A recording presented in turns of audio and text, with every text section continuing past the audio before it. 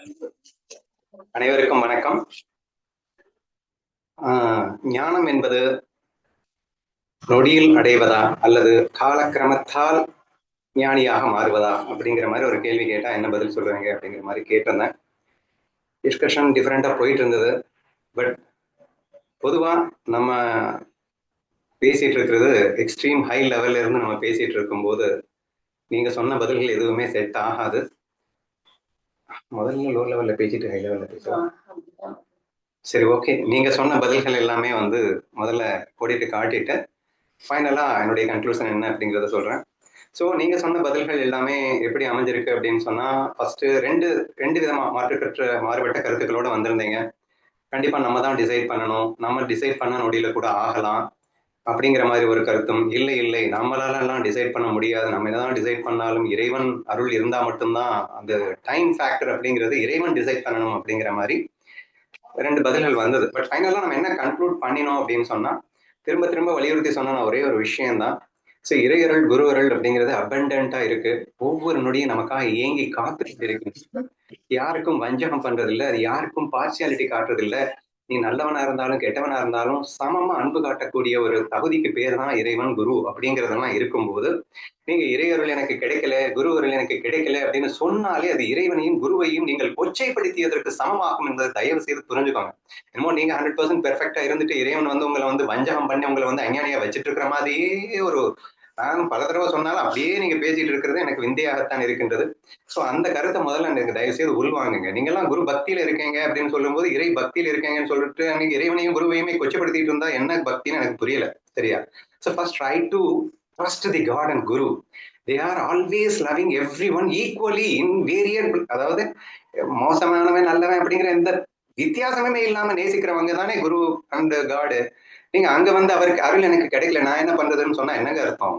So therefore that is not the case அப்படிங்கிறத நீங்க திட்டவட்டமா புரிஞ்சுக்கிட்டீங்கனாலே very easily we can understand that நம்மளுடைய முயற்சியின் பற்றாக்குறையே இந்த கால விளம்பரத்திற்கு காரணம் என்றுதான் நாம் முடிவுக்கு வர வேண்டுமே தவிர அது அந்த காரணம் இந்த காரணம் சொல்லி தப்பிக்க முடியாது. அப்கோர்ஸ் நீங்க சொல்லலாம், ஏங்க என் மனசுல எக்கச்சக்கமான அழுக்கு இருக்குங்க, நான் எப்படிங்க உடனே வர முடியும் என்று கேட்கலாம். என் முன்ஜென்ம சம்ஸ்காரங்கள் என்ன பிடிச்சி இழுக்குதுங்க என்று சொல்லலாம். நான் தவறான வாசனைகள் சப்கான்சியஸ் மைண்ட் என்ன பிடிச்சி இழுக்குதுங்க அப்படின்னு நீங்க சொல்லலாம். என்ன வேணா சொல்லிட்டு போங்க. நான் இதுக்கு கூட ஒரு ஒரு வீடியோல ரொம்ப டீட்டெயிலா எக்ஸ்பிளைன் பண்ணியிருந்தேன். கௌரியவே எக்ஸாம்பிள வச்சு சொல்லியிருந்தேன். அதாவது ஒரு நிறைய புண்ணியம் பண்ணவன் ஒருத்தன் இருக்கான். அவனுக்கு நல்ல குரு கிடைக்கிறாங்க, எல்லா அட்மாஸ்பியர்ஸ் எல்லாமே செமையா அமையுது, நல்ல கணவன் கிடைக்கிறான், எல்லாமே அமையுது. ஆனா அவன் ஜஸ்ட் ஒரு நாளைக்கு 1 hour பிராக்டிஸ் பண்ணாலே ஞானி ஆயிடலாம் அப்படிங்கிற அளவுக்கு அவன் புண்ணியம் பண்ணியிருக்கான். ஆனா அவன் அந்த 1 hour கூட பண்றது இல்லை. இந்த சைட்ல இவன் ஒரு நாளைக்கு 10 hours பண்ணினா மட்டும்தான் இவனுடைய அந்த பழைய அழுக்கான மனப்பதிவுகள், மன வாசனைகள் இது எல்லாமே பிடிச்சு தள்ளுது, சப்கான்சியஸ் பிடிச்சு தள்ளுதுன்றதுனால இவனுடைய அந்த பாவத்தின் விளைவாக இவன் 10 மணி நேரம் பிராக்டிஸ் பண்ணாதான் அவன் ரீச் ஆக முடியும் அப்படிங்கிற ஸ்டேஜ் இருக்கு. ஆனா அவன் என்ன டிசைட் பண்றான்னா 10 மணி நேரம் என்ன 24 hours நான் டிசைட் பண்ணேன்னு அவன் டிசைட் பண்ண ஆரம்பிச்சிடறான். இவன் அந்த 1 மணி நேரம் கூட பயிற்சி பண்ணல, எல்லாம் உல்டா பயிற்சி பண்ணிடுறான். அப்படின்னா என்ன ஆகும்? So why we are unnecessarily blaming about the புண்ணியம், இல்ல எனக்கு சப்கான்சியஸ் இழுக்குது அது இழுக்குது, அது என்ன வேணா நீங்க பண்ணிட்டு போங்க. இப்போ இந்த இன்ஸ்டன்ட்ல நீ என்ன டிசைட் பண்றங்கிறது தானே உன்னுடைய டைமை டிசைட் பண்ண போகுது. So no matter how much புண்ணியா யூ டிட் ஆர் பாஃபா you did, but what you are going to decide now is the major factor என்ற அந்த அடிப்படை விஷயத்தை நீங்கள் ஆழமாக புரிந்து கொண்டால், இந்த நேரம் அப்படிங்கிறது இன்ஸ்டன்ட்டோ அல்லது காலக்கிரமமோ, ஆனால் அதை முடிவு செய்வது நீங்கள் தான் என்பதை யாருமே மாற்று கருத்து சொல்ல முடியாதுங்க. ஏன்னா என்ன இருந்தாலும் பயிற்சிக்கு நேரமாகும் இல்லை, இருக்கட்டும்பா. அந்த பயிற்சி என்பது எவ்வளவு நேரம் செய்ய போகின்றாய், எவ்வளவு இன்டென்சிட்டியோட செய்ய போகின்றாய் என்பதை நீ தானே டிசைட் பண்ணணும். நான் ஒரு எக்ஸாம்பிள் அடிக்கடி சொல்லியிருப்பேன், உங்களுக்கு ஞாபகம் இருக்கான்னு தெரியல. நான் 6ஆம் கிளாஸ்ல இருந்து 10ஆம் கிளாஸ் வரைக்கும் நானும் அண்ணாவும் டைப் ரைட்டிங் இன்ஸ்டியூட்டுக்கு போவோம். அந்த 2 மாசத்துக்கு போயிட்டு நாங்க ASDFGF அழுத்திட்டு வருவோம். அதுக்கப்புறம் ஒரு வருஷத்துல மறந்து போயிடும், மறுபடியும் அடுத்த வருஷத்துல மறுபடியும் ASDFGFன்னு அழுத்திட்டு வருவோம். சரியா? ஆனா எங்க கூட ஒருத்தன், அவனுக்கு நெசசிட்டி ஆயிடுச்சு, மிலிட்டரிக்கு போயிட்டு பாதியில ஓடி வந்துட்டான். இப்போ அவனுக்கு டைப் ரைட்டிங் கத்துக்கிட்டேன்னா தான் அவனுக்கு வேலை கிடைக்கும்னு யாரும் சொல்லிட்டாங்க. ஆஹா, டைப் ரைட்டிங் கத்துக்கிட்டுமே அப்படின்னு சொல்லிட்டு எங்களோட இன்ஸ்டியூட்டுக்கு வரான். வந்துட்டு யூ ஒன்ட் பிலீவ் தட் கரெக்டா 12 நாள்ல ஹை ஸ்பீட் அடிக்கிறாங்க. நான் லோயரை தாண்டலைங்க 6 வருஷமா. ஸோ வாட் இட் இம்ப்ளைஸ் அப்படிங்கிறதான் கேள்வி. ஸோ அவன் என்ன இன்டென்சிட்டியோட ப்ராக்டிஸ் பண்றான், அவன் தூங்கிட்டு இருக்கும்போது கூட அவன் அந்த ஏஎஸ்டிஎஃப் ஜிஎஃப்னு கற்பனையில் அடிச்சுட்டு இருக்கான்.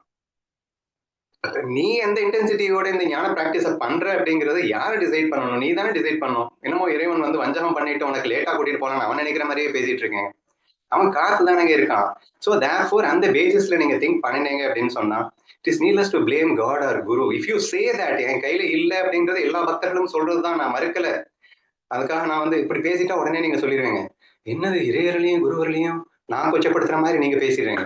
படுத்துறதெல்லாம் நீங்க என்னப்பா குருவர் இல்லாம இறையர் இல்லாம ஞானியா இல்லாம லூஸ் மாதிரி பேசிட்டு இருக்கேன்னு என்ன பார்த்து திட்டுறீங்க? நான் அப்படியாங்க பேசிட்டு இருக்கேன். தயவு செய்து புரிஞ்சுக்கோங்க. நான் அவரை என்ன please try to understand me carefully. நான் உச்சகட்ட பக்தியில தான் குரு மேலேயும் இறைவன் மேலேயும் இருக்கேன். நீங்களும் இருக்கணும்னு தான் நான் ஆசைப்படுறேன். நான் அதெல்லாம் மாற்றுக்கிறது சொல்லலை. ஆனா அவர் என் மனசு வைக்கல, அதனால நான் இப்படி இருக்கேன் அப்படின்னு சொல்றது அவரு அப்படிங்கிற ஒரு விஷயத்தை சுட்டி காட்ட வேண்டியது என் கடமை என்பதனால் அதை சொல்லிக் கொண்டிருக்கிறேன்றதை புரிஞ்சுக்கோங்க. So this is all about the discussion we made until now. ஓகேவா? ஆனா அந்த கொஸ்டினுக்கான ரியல் ஆன்சர் என்ன அப்படிங்கிறத இப்ப சொல்ல போறேன். அனைவரும் ஞானிகளேன்னு ஒரு நாள் 2 நாள் கிளாஸ் எடுக்கல, கடந்த 2-3 மாசமா டெய்லி அதான் பேசிட்டு இருக்கேன். அனைவரும் ஞானிகளேங்கிறது உங்க மனசுக்குள்ள போயிருந்ததுதான். இப்ப இந்த கேள்விக்கு எடுத்தவொடனே நீங்க என்ன பதில் சொல்லணும்? அது காலக்கிரமமாக ஏற்படுவதா அல்லது நொடியில் ஏற்படுவதான்னா என்னங்கன்னா கேள்வி லூஸ் மாதிரி கேட்டுட்டு இருக்கீங்க. எல்லாரும் ஞானிங்கன்னு 100% ப்ரூஃபே பண்ணிட்டு இருக்கீங்களா டெய்லி. நீனும் புதுசா நாங்க ஞானம் அடைகிற மாதிரி நீங்க நொடியில் அடைய போறீங்களா, மெதுவா அடைய போறீங்களான்னு கேள்வி கேட்டுட்டு இருக்கீங்க. நீங்க யாராவது கேட்க மாட்டாங்களான்னு ஏக்கத்துலதான் இந்த கேள்வி கேட்டேன். இந்த கேள்விக்கு உண்டான பதிலையும் நான் குட் மார்னிங் மெசேஜ்ல அனுப்பிச்சிருந்தேன். எல்லாரும் படிச்சுட்டு ஒருத்தர் கூட அந்த பதில சொல்லல. சரியா? சரி, பரவாயில்ல, நல்லதுதான். நம்ம கிளாஸ் நடக்கணும்ல டெய்லி, அதனால அந்த மாதிரி இருக்கிறது ஒன்றும் தப்பில்லை. என்ன சொல்ல போறேன் அப்படின்னா, எல்லாருமே ஞானிகளாக இருந்து கொண்டு எந்த அளவுக்கு அற்புதமா அஞ்ஞான வேஷம் போட்டு விளையாடிட்டு இருக்கோம், புரியுதா? நீங்க எல்லாம் எதுவுமே தெரியாத மாதிரி என்கிட்ட வர்றதும் பேசுறதும் கேட்கறதும் everything is known to everyone அப்படிங்கிற கான்செப்ட்ல எந்த விதமான மாற்று கருத்தும் இல்லைங்கிறது தயவு செய்து புரிஞ்சுக்கோங்க. இதை எப்படி ப்ரூவ் பண்ணணும்? ப்ரூவ் பண்றதெல்லாம் ரொம்ப ஈஸியா நம்ம பல வீடியோஸ்ல ப்ரூவ் பண்ணிட்டோம். நாம ஞானிகளே அப்படிங்கிறது இந்த தமோ ரஜோ சித்த சுத்தி அடையாதவனுக்கு வந்து எப்படிங்க நான் புரியுமா அப்படின்னா, சித்த சுத்தி அடையாதவனுக்கும் ஒவ்வொரு நாளுமே இந்த சார்சன் ஆஸ்பெக்ட்ல இருந்து பாத்தீங்கன்னா இறைவன் யாரங்க விட்டு வச்சான்? அவன் யார் யாரை எப்படி எப்படி அடிக்கணுமோ உதைக்கணுமோ எல்லாருக்கும் அடிச்சுட்டு உதைச்சிட்டு தானே இருக்கான். பிறந்த குழந்தையில இருந்து அடிச்சுட்டு தானே இருக்கான். அவங்களுக்கு தெரியாதாக்கும். எல்லாம் சின்ன குழந்தைக்கே தெரியாதா திருடுறது தப்புன்னு? எல்லாருக்குமே எல்லாம் தெரியுங்க. நீங்க எல்லாம் தெரியும்னு சொன்ன உடனே நீங்க டெக்னிக்கல் நாலேஜுக்கு போயிடக்கூடாது. அன்பு அப்படிங்கிற கான்செப்ட் தெரியாதவன் இந்த உலகத்துல இருக்கவே முடியாது. ஏன்னா அன்பின் சொரூபமாகவே தான் ஒருவன் இருக்கின்றான். அவன் சொரூபமே அன்பாக இருப்பதனால் அன்பை மறந்தவன் அன்பை தெரியாதவன் என்ற வார்த்தை மடத்தனமானதுன்றத நம்ம ஃபர்ஸ்ட் அண்டர்ஸ்டாண்ட் பண்ணிக்கிறோம்.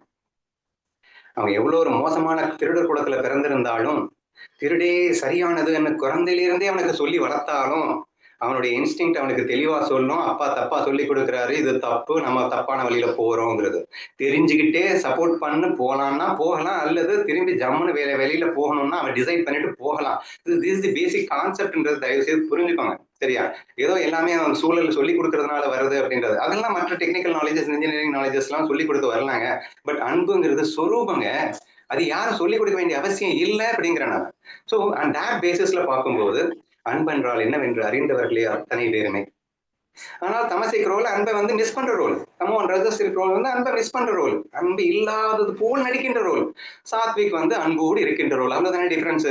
அப்போ 100% அன்புன்னா என்னன்னு தெரிஞ்சுக்கிட்டு நீ தமசிக் ரோல் பண்ணிட்டு இருந்த அப்படின்னு சொன்னா நான் அஞ்ஞானின்னு எப்படிங்க சொல்ல முடியும்? ஸோ தமோ ரஜோ ரோல் பண்ணிட்டு இருந்தா கூட you know what is love, having known everything you are playing like that. அப்ப அந்த மாதிரி பண்ணிட்டு இருக்கும்போது உன்னை அஞ்ஞானி என்று சொல்லுவதற்கு வாய்ப்பே இல்லை.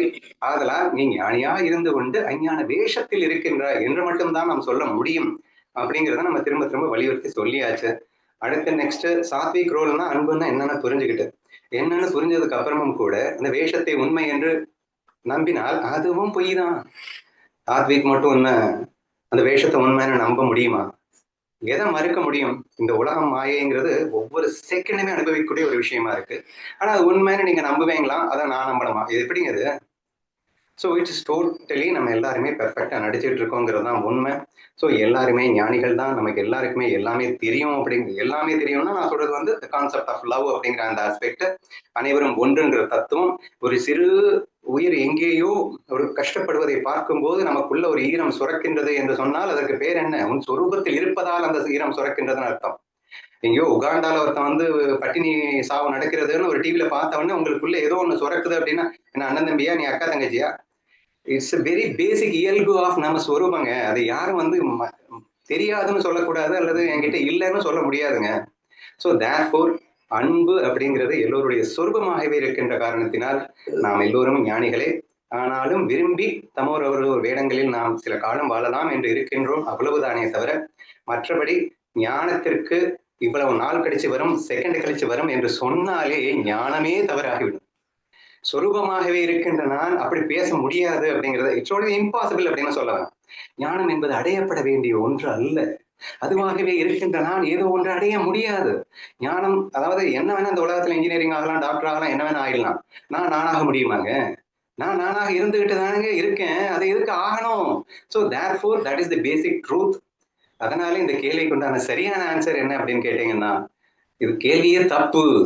எல்லாரும் ஞானியா இருக்கும்போது எப்ப ஆவேங்கிற இந்த கேள்வி என்ன கேட்கிறோம் என்று நீங்கள் கேட்டிருந்தால் அதுவே சரியான பதிலாக இருந்திருக்கும் என்று சொல்லி இந்த பதிலை நிறைவு செய்கிறேன்.